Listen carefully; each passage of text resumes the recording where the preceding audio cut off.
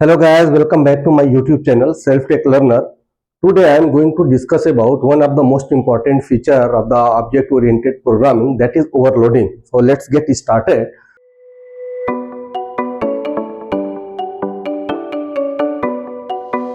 First of all, I am going to let you know what is the definition of overloading, right? So in method overloading, what is happening?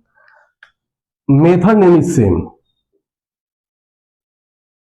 Method name same, but argument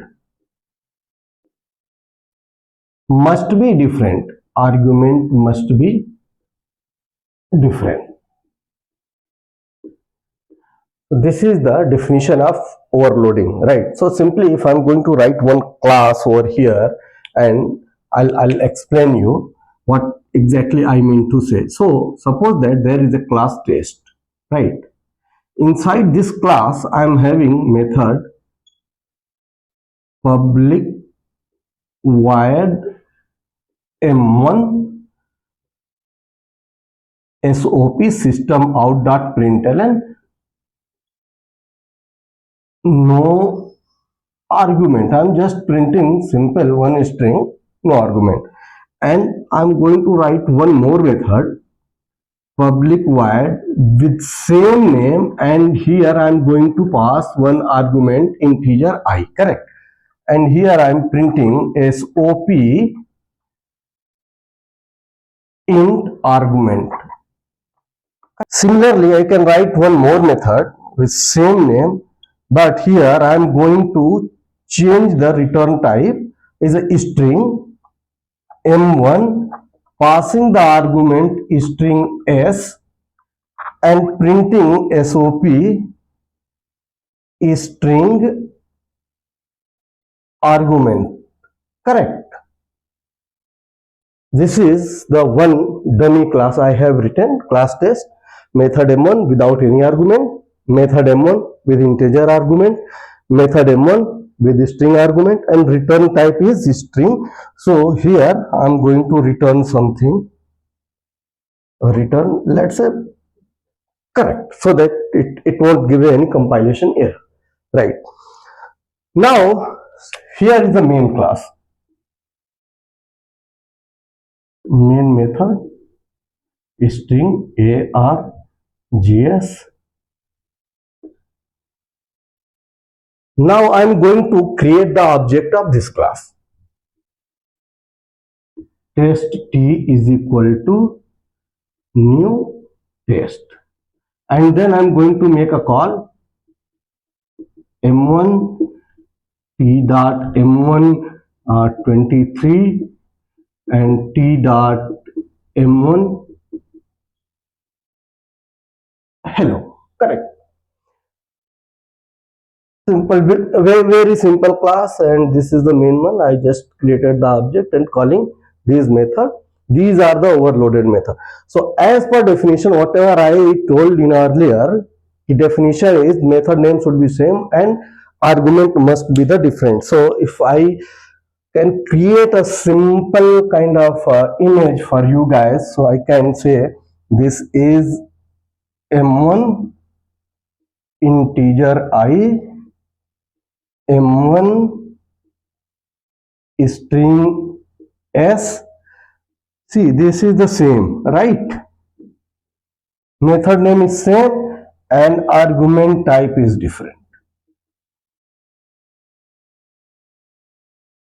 correct? So high level पे आप ये समझो, method name आपका same है, argument जो है वो different है। जैसे ही मैं टी डॉट m1 करा तो ये वाला मेथड कॉल हो जाएगा नो आर्गुमेंट। ये मेथड जब कॉल होता है तो उसको रिजॉल्व कौन करता है, कैसे पता चलता है कि टी डॉट m1 करा मैंने तो यही वाला मेथड कॉल होना चाहिए, इसको कौन रिजॉल्व करता है? तो इसका रिजोल्यूशन जो है कंपाइलर करता है at a compile time, correct? Compiler को कैसे पता होता है कि ये वाला मेथड ही कॉल करना है? होता क्या है, एक बहुत ही इंपॉर्टेंट फीचर मैं बताने जा रहा हूं, that is a method signature, right? Method signature क्या होता है वो आप समझ लीजिए कि समथिंग ऐसे है। मेथड सिग्नेचर में दो ही चीजें होती हैं, मेथड का नाम और आर्गुमेंट का टाइप ना। जैसे मैं इस मेथड के करस्पॉन्डिंग मेथड सिग्नेचर बनाऊं तो क्या हो जाएगा, M1 और इसमें कोई आर्गुमेंट नहीं है, करेक्ट। तो ऐसे ये होगा मेथड सिग्नेचर इसके करस्पॉन्डिंग। इसके करस्पॉन्डिंग अगर मैं मेथड सिग्नेचर की बात करूं तो name of method and type of argument, argument का टाइप क्या है, इंटीजर। ये I is a variable. Whenever we are going to create the method table, right, the method table don't bother about that argument, right, this I, method table not bother about that. Method table सिर्फ और सिर्फ आपको उसके type को, argument के type को consider करता है, करेक्ट। सिमिलरली इस मेथड का जो टेबल में एंट्री होगी वो इस तरीके से होगी, और ये हर क्लास अपना एक मेथड टेबल रखता है, इसको बोलते हैं मेथड टेबल, और ये हर एक क्लास के करस्पॉन्डिंग होता है। मैंने क्लास टेस्ट लिखा तो टेस्ट क्लास के करस्पॉन्डिंग ये होगा मेथड टेबल, और इसमें सारे सिग्नेचर है। ये टाइप ही क्यों रखता है, वो इसलिए रखता है कि जैसे आप यहां पे देखिए मैंने t.m1 1 2 3 करा है, यानी ये इंटीजर का टाइप है, M1 2 3 करा है, ये इंटीजर का type of integer, right. Value से इसको मतलब नहीं है। तो जब रिजोल्यूशन के टाइम पे क्या होता है, कंपाइलर इस टेबल में लुकअप करता है, अच्छा ये इसकी बात कर रहा है, इसने कॉल करा t.m1 और पास क्या करा है 2 3, राइट। अब ये इसमें मैच करता है कि इसमें जो टेबल है इसमें मेरे पास कोई ऐसा सिग्नेचर है जिसका टाइप इंटीजर है, यहां से इसको मैच हो जाएगा तो ये कॉल कर देगा। सिमिलरली स्ट्रिंग के केस में हेलो डाला है, hello is a string, method table में कंपाइलर जाके देखेगा कि इसके करस्पॉन्डिंग कोई एंट्री मेथड टेबल में है, हाँ जी है, एक सिग्नेचर पड़ा है M1 स्ट्रिंग, करेक्ट। बट जैसे ही आप ये काम करोगे,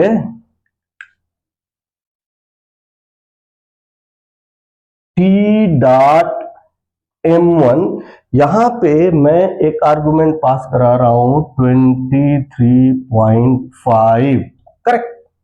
अब ये किस टाइप का है, डबल टाइप का है, इसमें कहीं मैच कर रहा है नहीं, तो यहां पे ये कंपाइल टाइम एरर दे देगा।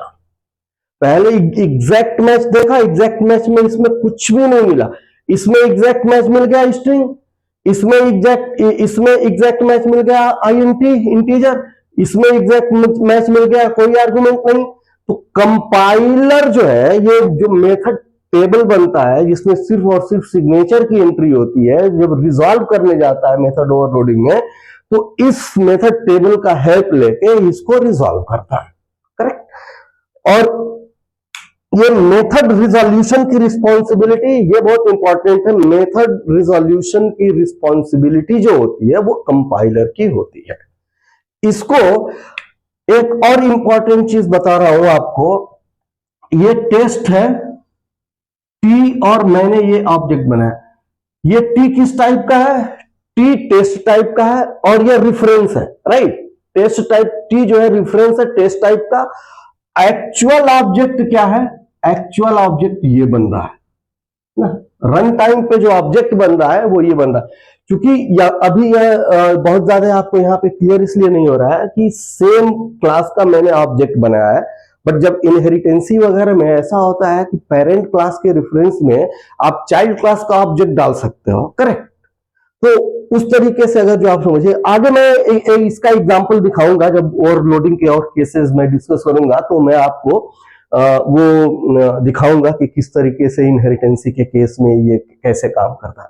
तो होता क्या, ये देखिए test type reference actual object test, लेकिन जो ओवरलोडिंग में मेथड का जो रिजोल्यूशन होता है वो रेफरेंस टाइप पे होता है, ना कि एक्चुअल टाइप पे, यानी कि ये कंपाइल टाइम पे होता है, रन टाइम पे नहीं। इसीलिए ओवरलोडिंग को क्या बोलते हैं? Compile time polymorphism. Compile time polymorphism. और क्या बोलते हैं? Static binding. Static binding. और क्या बोलते हैं? Early binding.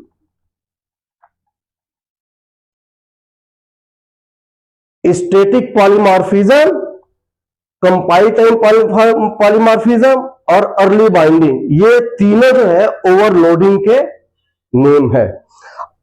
ओके, अब मैं आप लोगों के सामने केस नंबर 1 ये डिस्कस करने जा रहा हूं। इसमें क्या है, एक क्लास मैंने बनाया है, उसमें 2 मेथड है। M1 यहां पे भी है, M1 यहां पे भी है। मेथड का नाम सेम है, आर्गुमेंट डिफरेंट है, तो मैं इसको बोल सकता हूं कि ये ओवरलोडेड है।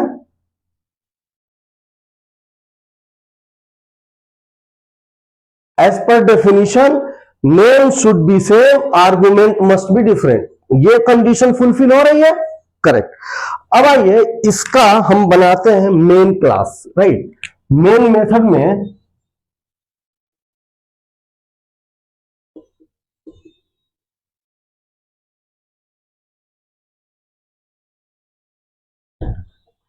मैंने इसका test t is equal to new test करा, परफेक्ट। अब मैं क्या काम करने जा रहा हूं? टी डॉट M112 ये कर दिया। टी डॉट M1 2.3f ये कर दिया। Till now there is no problem, correct. क्या होगा इसके करेस्पॉन्डिंग? क्विकली मैं अगर जो मेथड टेबल की बात करूं, considering this overloaded method, if I am going to create the method table, what should be the entry over there in a method table? Let's see. ये आपका क्लास हो गया। मेथड सिग्नेचर, मेथड टेबल में क्या होता है? Method signature. और method signature क्या कंटेंस करता है? मेथड नेम और टाइप ऑफ आर्गुमेंट, करेक्ट। पहला क्या है? M1, इसका आर्गुमेंट टाइप क्या है? इंटीजर। दूसरा क्या है? M1, इसका क्या है टाइप? फ्लोट। ये रहा हमारा method table corresponding to this class test, correct. अभी मैंने जस्ट पहले आपको एक्सप्लेन करा था कि जब भी रिजोल्यूशन होता है द कंपाइल टाइम पे, कंपाइलर जब रिजोल्यूशन करता है तो वो अपने मेथड टेबल में देखता है कि वो सिग्नेचर अवेलेबल है कि नहीं। अगर अवेलेबल होता है तो उसको बोलता है इट्स ओके, एग्जीक्यूशन सक्सेसफुल हो जाता है। अदरवाइज अगर जो मैच नहीं करता है तो ये सीधे बोल देता है कंपाइल टाइम एरर, करेक्ट। अब क्या है, यहां तक तो ठीक है। जैसे मैं टी डॉट M112 करूंगा, मेरे को क्या मिल जाएगा? INTG argument. ये 2.3f डालूंगा, मेरे को क्या प्रिंट मिल जाएगा? Float argument, perfect. अब आप सोचिए, मैं यहां पे एक चीज करने जा रहा हूं। मैंने बोला टी डॉट M1 और यहां पे एक कैरेक्टर पास कर रहा हूं। गौर से देखिए, ये स्ट्रिंग नहीं है, ये फ्लोट नहीं है, ये इंटीजर नहीं है, ये कैरेक्टर है। जैसे ही मैंने इसको कैरेक्टर डाला, अब आप बताइए क्या इसका आउटपुट आ सकता है? करेक्ट। इसमें आप बोलोगे कि इसके करस्पॉन्डिंग कुछ है नहीं, तो ये कंपाइल टाइम एरर आना चाहिए, राइट। लेकिन नहीं, कंपाइल टाइम एरर नहीं आता। यहां पे कंसेप्ट आता है ऑटो प्रोमोशन का। होता क्या है कि कंपाइलर सबसे पहले एग्जैक्ट मैच देखता है। इसके लिए देखा एग्जैक्ट मैच मिल गया, परफेक्ट। इसके लिए देखा एग्जैक्ट मैच मिल गया, परफेक्ट। इसके लिए देखा इसको एग्जैक्ट मैच नहीं मिला। जब एग्जैक्ट मैच नहीं मिलता है तो इसको नेक्स्ट उसको प्रमोट करता है, राइट, कि कैरेक्टर के बाद कौन सा डेटा टाइप आता है। अगर आपको याद हो, मैं क्विकली यहां पे लिख दूं, क्या होता है कि byte, short and then integer, then long, then float, then double, और ये डबल के बाद कुछ नहीं आता है, double is the last one. और अगर आपको याद हो तो ये कैरेक्टर भी मूव होता है इंटीजर को। ये है प्रमोशन की साइकिल, जो मैं ऑटो प्रमोशन की बात कर रहा हूं तो ये बाइट चार्ट में शॉर्ट इंटीजर में integer long, long float, float double, similarly character integer, integer long, long float ये डबल।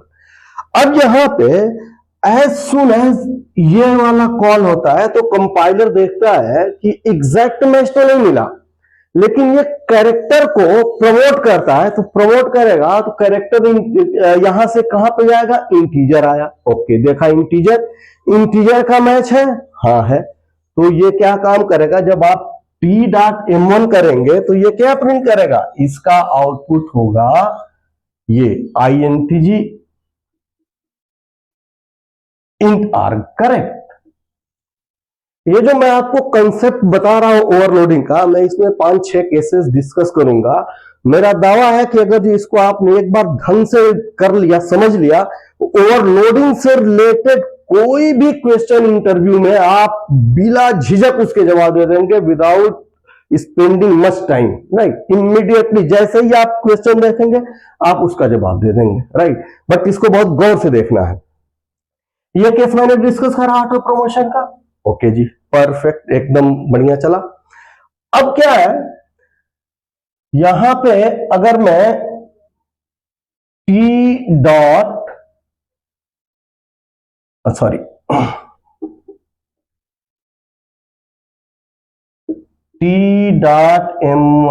4.5d ये कर दूं तो यहां पे आप जैसे करोगे तो क्या होगा, इसमें आएगा मेथड टेबल में कुछ भी नहीं मिला इसको मैच। अब ये क्या है, एग्जैक्ट मैच तो मिला नहीं, एग्जैक्ट मैच नहीं मिला तो प्रमोट करने की कोशिश करेगा, लेकिन ये डबल है और डबल तो कहीं प्रमोट होगा नहीं, राइट। तो डबल के यहां पे कोई एंट्री भी नहीं है और डबल प्रमोट भी नहीं होगा, तो ये दे देगा आपको compile time error, no such method या फाउंड समथिंग का आपको एक एरर दे देगा, क्योंकि ये इस टेबल में नहीं है और ये प्रमोट भी नहीं हो सकता है, नहीं। बट अगर मैं t.m13l, लॉन्ग को ऐसे बोलते हैं ना l, अब क्या होगा, लॉन्ग देखेगा, लॉन्ग से रिलेटेड तो इसमें है नहीं, लेकिन लॉन्ग जो है आपका प्रमोट हो जाएगा फ्लोट में, तो इस केस में आपका क्या आएगा, फ्लोट आर्ग। आपका आंसर आ जाएगा फ्लोट आर्ग। इसको बोलते हैं auto promotion concept in overloading. ये बहुत ही इंपॉर्टेंट है, ये कंसेप्ट है, आपको इसको समझना है, राइट। इसमें कोई दिक्कत, कोई डाउट हो तो आप कमेंट सेक्शन में कमेंट करके बताइएगा, और वीडियो कैसा लगा इसके बारे में बताइएगा। Thank you very much.